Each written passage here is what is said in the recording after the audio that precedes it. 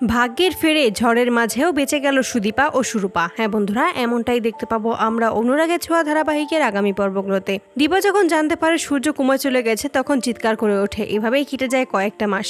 সূর্য কুমায় চলে আছে, সকলে মিলে সূর্যের সাথে কথা বলতে আসে, কিন্তু সূর্য কোনো রেসপন্স করতে পারে না। ঠিক সেই মুহূর্তে কৃষ্ণ এসে বলে রূপাকে ওটিতে নিয়ে গেছে। সকলে মিলেই তখন ওটির বাইরে অপেক্ষা করে। ঠিক সেই মুহূর্তে ওটির ভিতর থেকে বাচ্চাদের কান্নার আওয়াজ শুনতে পায়। তখনই দীপা বলে ওঠে, এটা তো ঠিক আমার সোনা রূপার কান্নার মতো। ঠিক সেই মুহূর্তে একজন নার্স এসে একটা বাচ্চাকে দীপার হাতে তুলে দেয়। দ্বিতীয় বাচ্চাকে নিয়ে যখন দীপার কাছে দেবে, ঠিক সেই মুহূর্তেই সূর্য এসে দাঁড়ায় এবং সূর্য সেই বাচ্চাটাকে কোলে নেয়। এতে করে সকলেই খুশি হয়ে যায়, সূর্য সুস্থ হয়ে গেছে। ঠিক সেই মুহূর্তে রূপাকে সকলের সামনে নিয়ে আসে। সোনা তখন বলে, তুমি ওদের নাম ঠিক করেছিলে কি?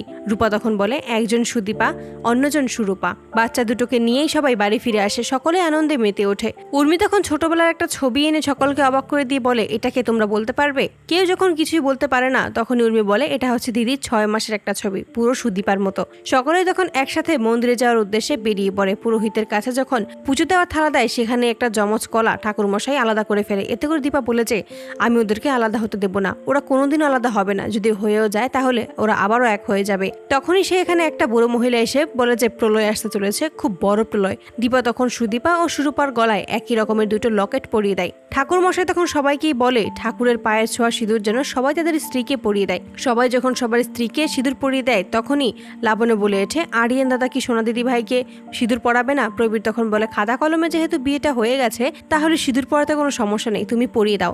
তারপরে আরিয়ান সোনাকে সিঁদুর পরিয়ে সকলের সামনে সোনাকে নিজের স্ত্রীর মর্যাদা দেয়। হঠাৎ করেই তখন সেখানে ভূমিকম্প শুরু হয়ে যায়, সবকিছু উলটপালট হয়ে যায়। ঠিক সেই মুহূর্তেই ঠাকুরের মূর্তি এসে সুদীপা ও সুরূপার উপরে পড়ে যায়। এতে করে সকলে চিৎকার করে ওঠে। সেখানে সকলে মারা গেলেও সেখানে বেঁচে যায় সুদীপা ও সুরূপা। তখন সেখানেই দুজন সাধু আসে, সুদীপা ও সুরূপাকে উদ্ধার করে তাদের সাথে করে নিয়ে যায়। তো বন্ধুরা, তোমরা এটাই তো চাও যেন এভাবেই দুজন সাধুই যেন সুদীপা ও সুরূপাকে উদ্ধার করতে সক্ষম হয়? কমেন্টে জানাও। আর নিয়মিত আপডেট পেতে আমাদের চ্যানেলটি এক্ষুনি সাবস্ক্রাইব করে পাশে থাকো। ধন্যবাদ।